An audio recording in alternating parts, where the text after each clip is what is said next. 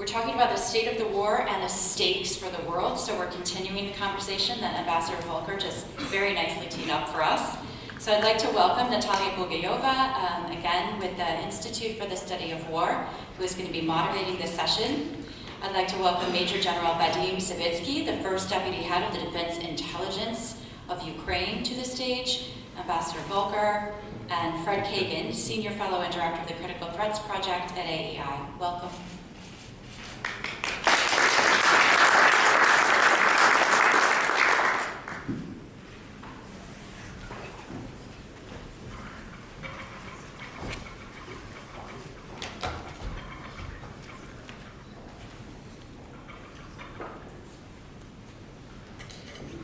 Good morning. Доброго ранку. Слава Україні.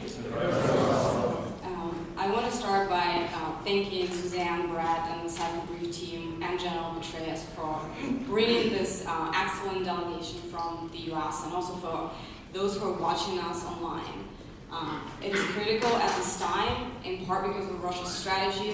Russia still cannot achieve its maximalist objectives in Ukraine if two conditions hold: Ukraine's will to fight and Western support. So Russia's strategy is to get the US and the West on sidelines to convince us that supporting Ukraine is not in our interest, it's too costly, it's too risky, it's not worth it, it's a distraction. So Russia can deal with Ukraine in isolation. And this forum is a part and a step in denying Russia this strategy. We're very fortunate to have this panel, Major General Skibitskyy, who does not need any introduction. Thank you, sir, for everything you do for Ukraine and the free world every day.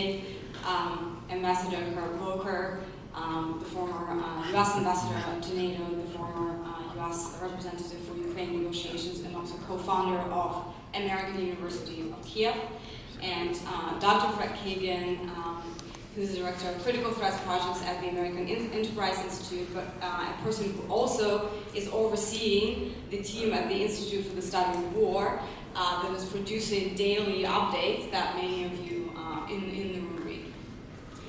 So our panel is on state of the war and the stakes for the West and the world.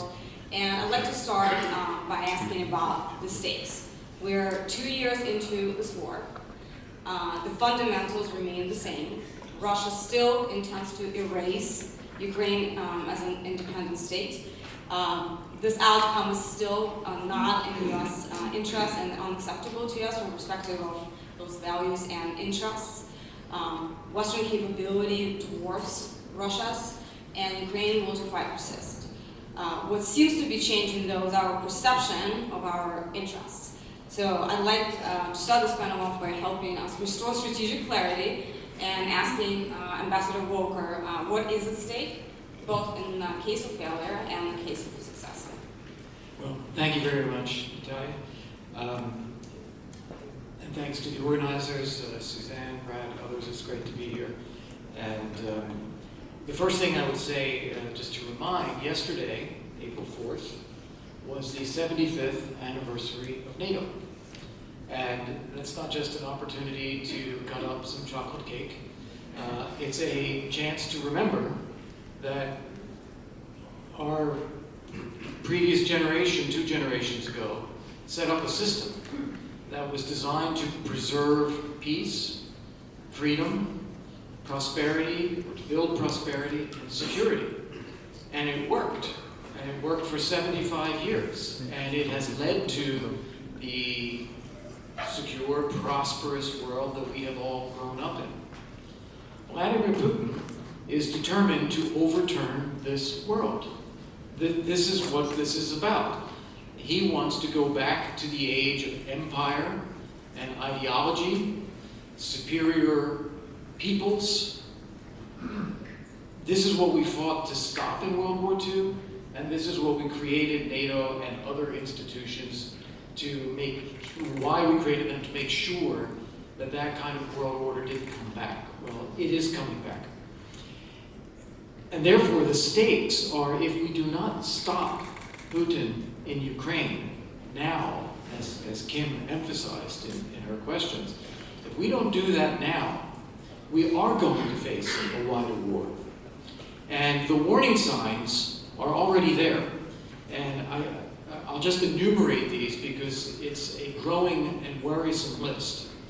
The first thing you have is Putin's own words. We can't ignore when he talks about Russian lands, and Russia has no borders, and there's no place for independent governments on Russian lands, that Ukraine is not really a national identity, it's not really a people, it's not a separate language, that Russia has a right to govern the Russian world, as he describes it, which includes lots of other countries and lots of other people. We have increasing hybrid mischievous activity in the Baltic states and in Poland. I was just in Vilnius last week. They have people going around taking down Lithuanian flags from public places. They are throwing paint on national symbols and statues in Lithuania. They are paying protesters, most of whom speak Russian, to come out and protest about the rights of the Polish population in Lithuania. They are conducting cyber attacks on a regular basis, and they just beat up Navalny's deputy, who happens to live in Vilnius, Leonid Volker. So that's happening. He has announced plans, Fred, I'm sure we'll talk about this, for a Russian military buildup far in excess of what is needed for any war in Ukraine. It's really with a focus on the West. You've seen increasing collaboration between Russia and Iran, not just on the drones that Russia uses to kill Ukrainians, but also on Iran's support of wars in the Middle East region, including Hamas against Israel, including the Houthis against international shipping, all designed to tie up Western resolve and resources away from their conflict in Europe. We see Russian collaboration with North Korea, knowing that's also a global nuisance, but also a way for Russia to get ammunition and North Korea to get missile technology. We see Russia blocking renewal of UN Security Council mandate for monitoring of the sanctions regime against North Korea. We see recent reports of Russia being behind Havana syndrome, electronic warfare attacks against personnel, including at the Vilnius summit last year. We see the meddling and the operations that Russia is putting into elections this year, not only the US elections, but all over Europe. 80% of the cyber attacks in the US, as I'm told, are directed by Russia. We see their activity in sub-Saharan Africa as well. Again, trying to shore up resources, create mischief. This is truly emerging as a connect the dots of where is a global conflict emerging. And you'll note that I didn't mention China, but I do want to mention China now because they stand to benefit from this and they know it. I wouldn't say that China is in the same category as Iran or North Korea in league with Russia, but they're very happy to see this chaos go on because it advantages them in their desire to advance in Asia, particularly with respect to Taiwan. But let's remember, not only there, they have significant claims on the territory of many countries in the region.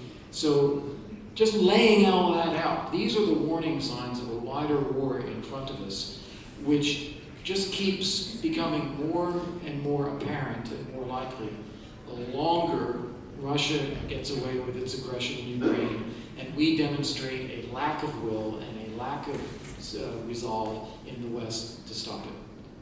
Thank you. Fred, I'd love for you to build up on that. You've written that the U.S. has much higher stakes in this war than was realized, and specifically that conquest of Ukraine will bring a degraded but triumphant Russian army right up to NATO's border from the Black Sea to the Arctic. Could you specifically discuss this? Yes, so thank you, Nataliya. Thank you to Brad and Suzanne for putting on this terrific conference and for having us here, bringing together such a great audience. Thank you all for coming. So we have to consider worst case scenarios, even though I hope and believe that they will not come to pass. And one of the things that is characterizing the U.S. discussion right now, which is really confusing a lot of people, is that I think there's a belief that is far too widespread that the U.S. has an option that does not in fact exist. I think that there are a lot of people, including a lot of people who are sort of resisting providing additional U.S. aid, who are imagining that there is a world in which the U.S. doesn't provide aid and the front line stays where it is, because they think the war is permanently stalemated for some reason, and that, as you know, it'll be okay, and that really this is just about whether Ukraine gets to retake more of its land. That's not a real thing. That's not an actual option in the real world. And I think one of the most important things we need to get over about the stakes of the current discussion are the choices are between the United States can continue to support Ukraine, Ukraine can stabilize the lines, and then Ukraine will have an opportunity, I think over time, to begin to liberate more of its people and land, or the United States can cut off aid and the lines will begin to move to the west much more rapidly than they are right now. And I think ultimately the United States, we have to contemplate the possibility that Ukraine could ultimately lose if we abandon it.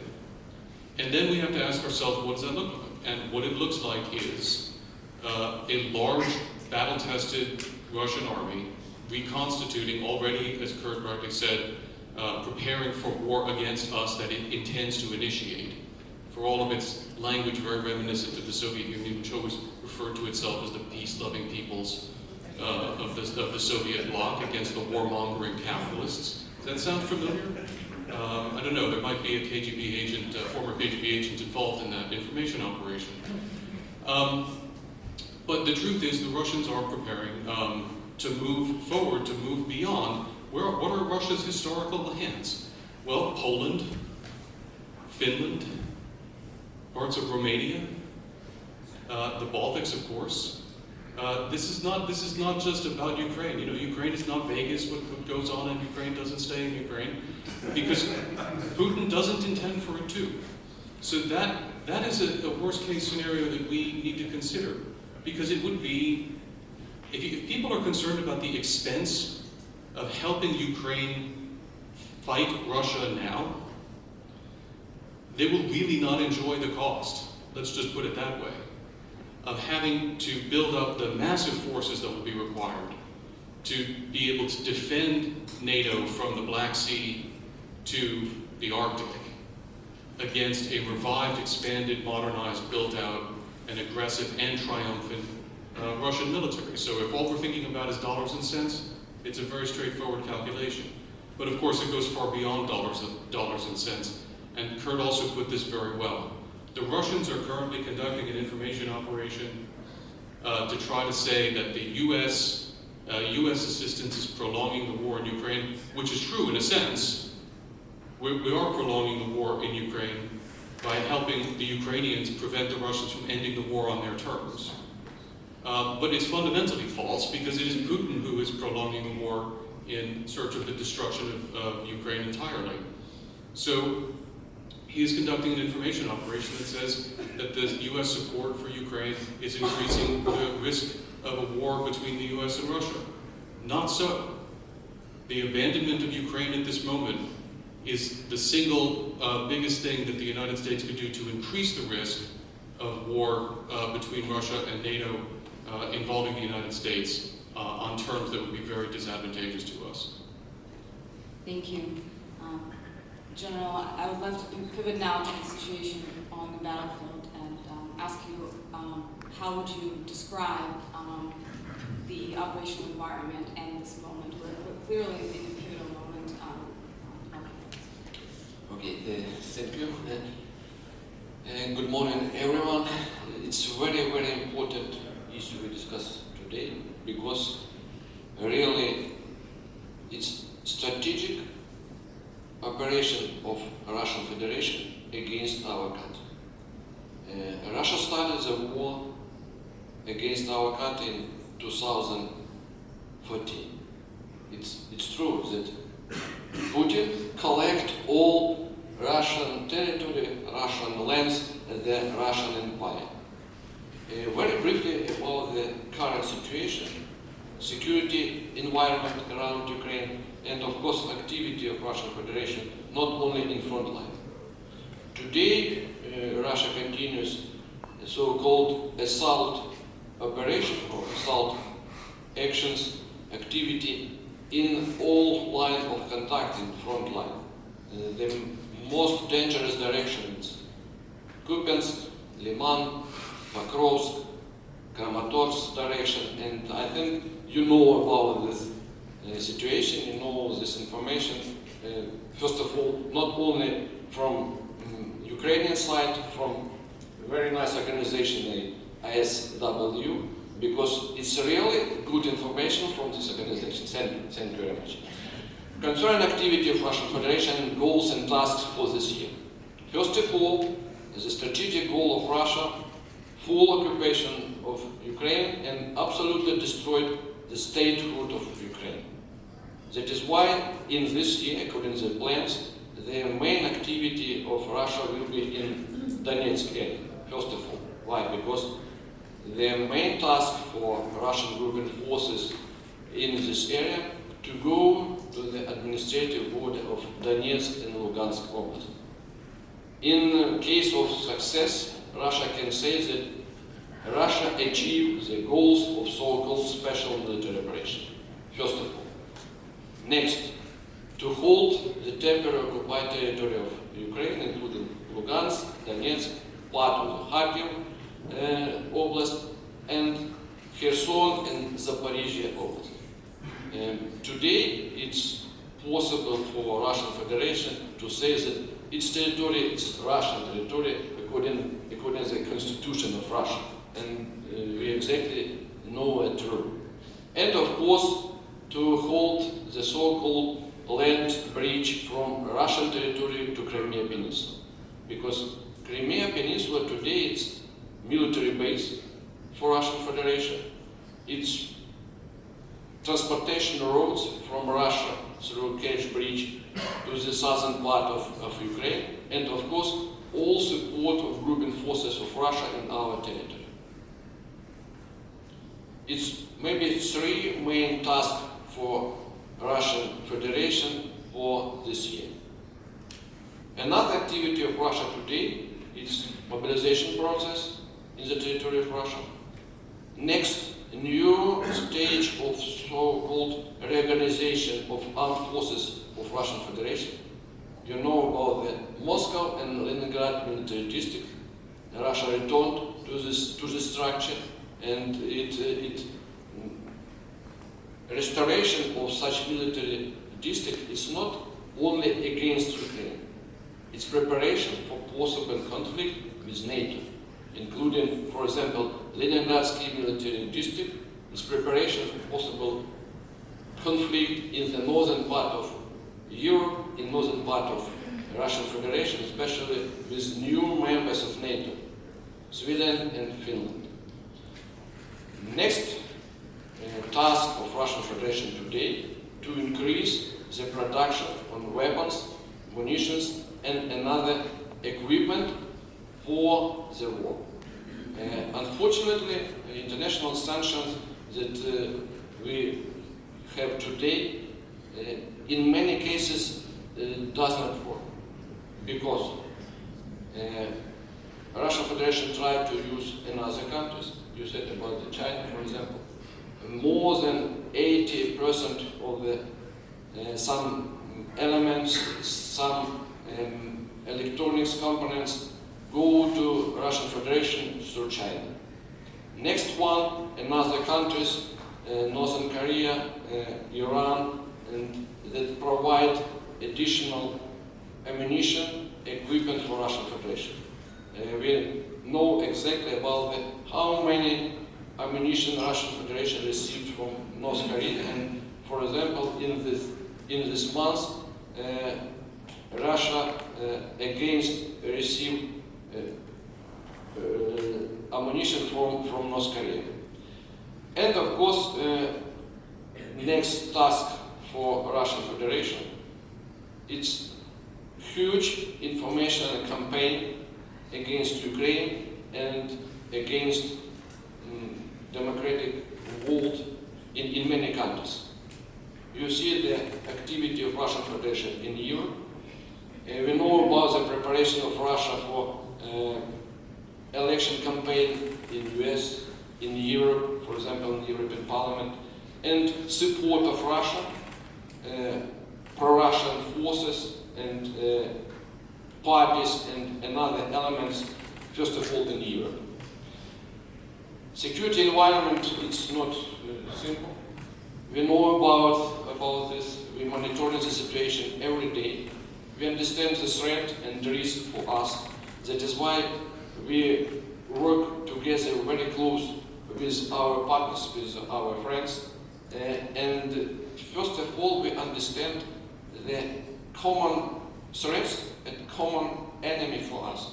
Because the policy of Russian Federation today is it's fight, it's war not only in our territory.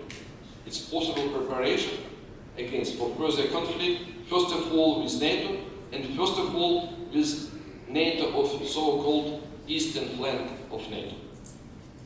Thank you. We already started to discuss the range of scenarios and cone of possibilities. From your perspective, what is the range of outcomes as you look ahead, and what are some of the key variables that will be shaping that in the short and medium term on the battlefield? In the battlefield, first of all, it will be depend from support from our friends and partners. Next one, from tempo of creation new formation, division, regiment in the territory of Russian Federation. Because today, Russia has not strategic reserve for next stage of large-scale strategic offensive operation. That is why we observe today the plans of Russian Federation create at least 2 armies in the base of the 1st and 2nd Army Corps that deployed in the territory of Ukraine in Donetsk and Luhansk Oblast. At least 2 Army Corps in framework of Moscow and Leningrad military district, and create another additional division and regiment in the territory of western part of Russia and in the central part of Russia in central military district. It will be depend against not only from manning of personnel, it depends on the equipment and weapons and munition that Russian Federation can provide to this new formation. And we know about this threat. We understand the plans of Russian Federation with additional forces, and we prepare for next activity or next stage of offensive operations of Russian Federation in our territory. Thank you. I'd like us to stay on the topic of adversary and discuss the potential of the Russian threat to both the US and broader West in the various scenarios that we started to outline. Russia's threat depends on its intent, its capability, but also critically Russia's perception of our intent and capability, as well as our perceptions of Russia. Fred, the range of scenarios you started to outline are quite extreme, and the cone is extremely wide. Could you discuss how Russian threat to US will evolve in both of those cases in more detail, in both from various angles, be it military, political, or effects on the US power globally? So the first thing I think it's important to start with is that last fall, the range of likely courses of action here was rather narrow. You could look at dangerous courses of action last fall in terms of protracted positional warfare and more optimistic scenarios in terms of Ukrainian counteroffensives liberating Ukrainian lands and people. But the protracted delay in the provision of essential U.S. military assistance has brought much more dangerous courses of action into play. And I started there because I want to emphasize that if the U.S. Rapidly begins to provide military assistance again, these most dangerous courses of action will once again, I think, disappear largely from the picture.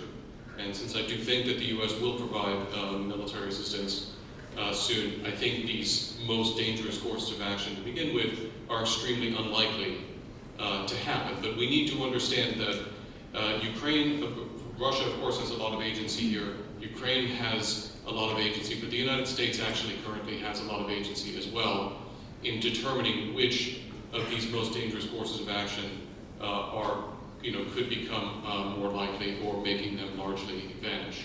And the most dangerous courses of action, of course, are the collapse of the Ukrainian armed forces, not through lack of will, not through lack of courage, but simply through lack of munitions and essential capabilities. And that I think particularly would be driven by the loss of air defense capability, which is in many respects right now I think much more urgent and much more dangerous even than the artillery shortage. I'm not sitting here in Kyiv, I'm not going to lay out the range of very bad options that we have to contemplate if the air defense doesn't come through, because I hope and trust that it will. But if you start with the very worst course of action is the collapse of the Ukrainian armed forces, I think what you have at that point is the world's largest insurgency, for which the Russians think they're prepared. Now, the Russians thought they were prepared for insurgency in Afghanistan. That didn't work out so well for them either. I'm not persuaded this will work out for them as well, but they think that they're prepared for it, and then we would have to consider, as I said before, a Russian army on the border from the Black Sea to the Arctic, preparing for aggression, further aggression against NATO. And in that regard, by the way, I think it's incredibly important for Americans and also Ukrainians to understand that the NATO border is not a magic curtain that is inviolate, and that there's no circumstance under which the Russians would ever violate a NATO border. The NATO border is as strong as the Russian conviction that NATO will act firmly to defend, to execute Article 5. And what Americans and others need to understand is that if the U.S. shows its unwillingness to continue to support Ukraine in its fight against Russia, that will undermine Russian confidence that we will abide by Article 5 commitments elsewhere. It will weaken that NATO frontier and make that war more likely. That's the most dangerous course of action that I can see. And that's the one that should really be alarming us. It's also the one that's fully in our control, because we can pretty much ensure that that doesn't come to pass by continuing to support Ukraine. From there, the options, I think, become more favorable and more comfortable to talk about, and I also think more likely. So the resumption of U.S. assistance will certainly allow Ukraine to stabilize the lines, to prepare to receive the Russian offensive that will come this summer. We can talk about where, when, and how exactly that might be. But the Ukrainians have shown over and over again that when they have the material they need, they can stop Russian offensives cold. And the Russians have not demonstrated any new innovations or improvements that would suggest that they would be able to overcome a well-equipped and properly manned Ukrainian military.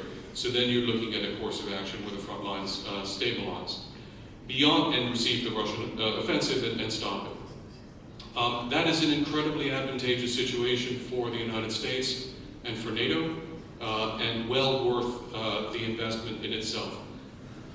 From that point on, as General Petraeus said, it depends. When we start looking for even more favorable outcomes, what we need to look at, we need to look beyond the straightforward force ratios and financial ratios and manpower ratios of Russia and Ukraine. Recognize that size is not dispositive in the outcome of wars. If it were, then Frederick the Great would never have won. I'm not even going to talk about Israel. That's the most obvious example, but there are many examples throughout history of smaller countries defeating larger ones because they fought better. And this is something that I believe the Ukrainians have shown that they can do, because they innovated more. And this is something that the Ukrainians have shown they could do because they are more technologically advanced. And this is something that I think the Ukrainians have shown that they can do. So I think at the same time as we focus on helping the Ukrainians stabilize the current lines by getting US conventional military assistance here, it's also very important to be investing in and helping Ukrainians develop this new form of warfare, which we're seeing emerge on the lines, and that I think over time the Ukrainians can develop advantages in that I think would allow them to begin to liberate more of their lands and peoples to Ukraine's obvious benefit, but also to ours. Thank you. I'd like to add 2 points just to emphasize what all of the panelists said is the dependence of the future of Russia's power, but also Russia's ability to pose threat to U.S. on the outcome in Ukraine. And I think the prevailing U.S. national security assessment is that while Russia is the most immediate threat, China is the bigger long-term threat. And while that is maybe a valid assessment of China, it is a limited framework because it ignores this fundamental reality. First, the past dependency of Russia's power, specifically on the outcome in Ukraine, and ability for Russia to reconstitute and actually live up to its stated intent to rebuild its force. I think it also ignores the past dependency of China's threat on Russia's outcome in Ukraine and the impact it will have on the entire anti-US coalition. I think the second point, going back to Russia's intent, is this war is also transforming Russia fundamentally, empowering a major community of nationalists. And as we think ahead, if Russia is defeated in Ukraine, the future of that community is uncertain, and the next after Putin may or may not be worse. But if Russia prevails here, that community will be, which is inherently anti-Western, will be empowered, and the next after Putin will almost certainly be worse because of the political imperatives that class would generate. Ambassador Volker, as we've discussed today, the situation is not a stable stalemate, and the range of scenarios is exceptionally wide. How do we ensure that we end up on the trajectory of the most advantageous scenario? What is the strategy for success? Well, thanks. And just to follow up on your comment there, the most important signal we could send to China is that Russia hurt itself. Russia weakened itself by trying to take over Ukraine. If that is the message that comes out of this conflict, that is the most stabilizing thing we could possibly do for Asia. As far as the strategy, I think I keep getting the feeling from all kinds of comments, particularly from the US and Germany, but also elsewhere, that Western leaders do not fully grasp that this is a war. This is a war that Vladimir Putin is fighting, and he intends to win. He has, as Fred pointed out, many fewer resources at his disposal than we have, the West, at ours. But if we don't realize that this is a war, he can very well prevail at this. So the first thing we need, just like, I don't know what you call it, complacent politicians anonymous. The first thing has got to be recognition that we have a problem. And then you can start talking about what's the strategy for dealing with it. And there needs to be a very clear strategy for what to do. I want to highlight a point here because we've talked a lot about NATO and Article 5. Article 5 is not a restriction. Article 5 is a commitment that allies have made to each other that if attacked, we will come to each other's defense. It does not prevent us from doing anything else. And if you think about pre-1949, there was no NATO. The US came to the aid of the United Kingdom not because they were an ally, but because we thought it was the right thing to do and in our own interest. We joined and fought in World War I and World War II, not because we were allies and had a commitment under a treaty, We did it because we had to. It was the right thing to do. And we should be looking at Ukraine with those eyes, saying, yes, Ukraine is not an Article 5 treaty member of NATO, but that doesn't prevent us from doing what we need to do to make sure Ukraine prevails, Putin is defeated, and that serves our interests in the world. That's the mentality. So the strategy for that, I think we have to really have a comprehensive approach to making sure that Ukraine is successful. Our goal, you always have to have a clear goal. The goal was the restoration of peace, prosperity, and security for the European continent. That is gone. We had it for a long time. It's gone. We need to restore it. And the only way we restore it is through ending this war in Ukraine. There's a military component to this. That's what we're all talking about, obvious. There's an economic component to this. The first part is what a lot of us are now beginning slowly to do, but we must do much faster with much more resolve. And that is increasing our defense industrial capacity to produce more ammunition and armaments, and to get those ammunition and armaments to where they are needed as quickly as possible. We're beginning that, but that's a part of the economic strategy. Basically, with an economy 22 plus times the size of Russia's economy, the US and Europe ought to be able to outspend Putin on the war, just on raw terms. Another part of the economy is that Ukraine has to have a strong and resilient economy as it fights the war and as it emerges from the war.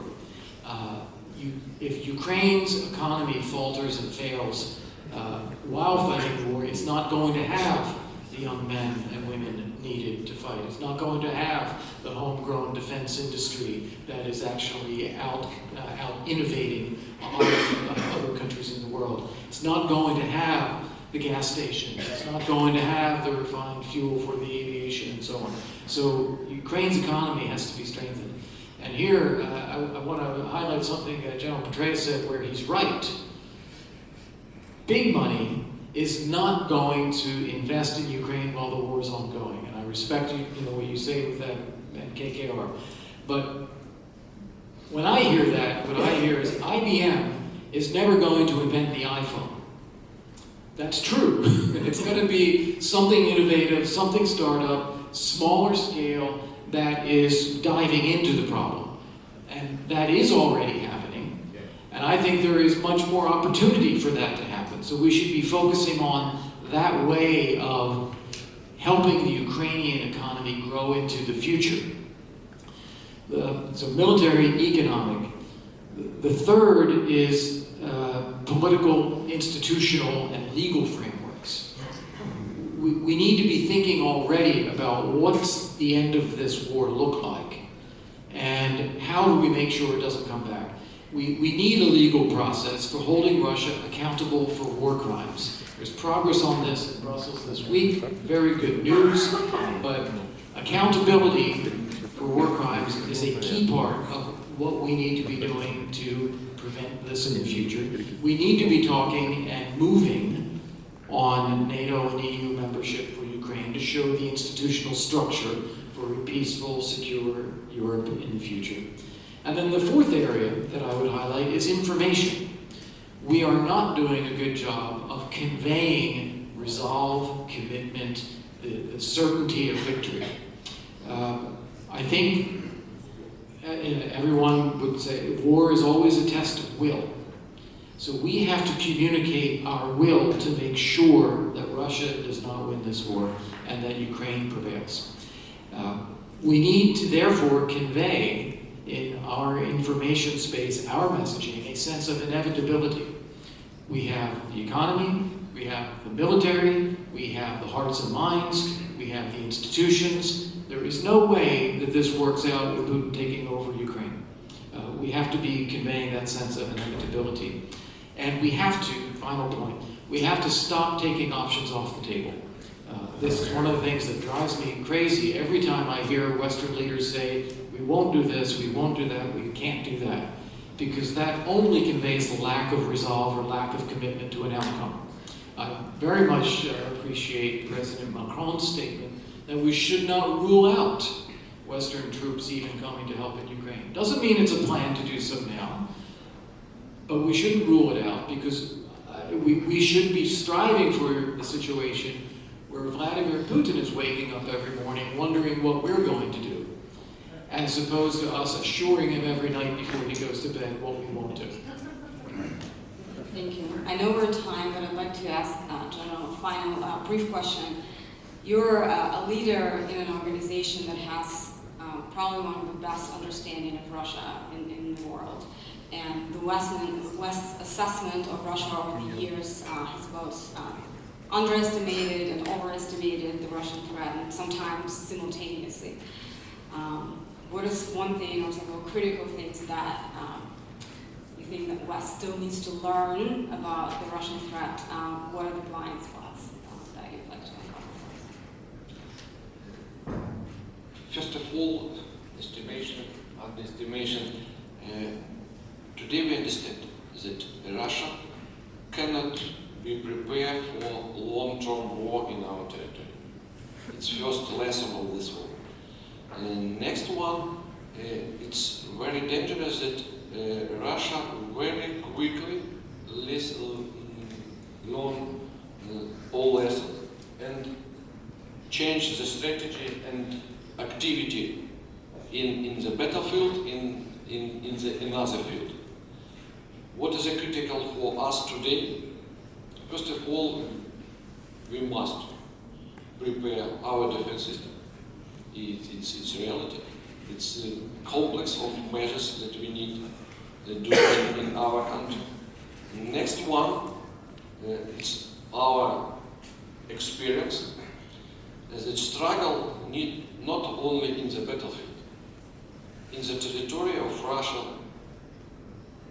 Exactly, it's a real threat for Russian defense industry, logistics system, arsenal, depots, and all elements that involved in the war. That is why deep strike, one of the elements of the war today from our side, and you understand why. For example, last strike to airfield, air base in the territory of Russia, because Sukhoi 34 from the territory of Morozovsk air base that uses glided bombs in our territory. Every day Russia strike at least 1,000 glided bombs in the front line. Long range bombers from Engels, Shaykovka, Alenia periodically strike our enterprises, our civilian objects, and the critical infrastructure of our country. That is why it's really strategic targets for us. And of course, preparation, restoration, and reconciliation of our troops. Because without additional well-trained, well-prepared brigades, units, we cannot stop the assault offensive activity of Russian Federation in front line today. It's maybe the main reasons. Thank you. Thank you all panelists for this discussion and for everything you do for this fight. I'll end by saying that if the West leans in and mobilizes and surges, Russia will not be able to achieve its objectives in Ukraine and will most likely lose. And this idea that Russia will win because of overpowering Ukraine is an information operation that actually gives us a glimpse in Russia's strategy for how to succeed, and it is absolutely in our power to deny Russia the strategy. Thank you.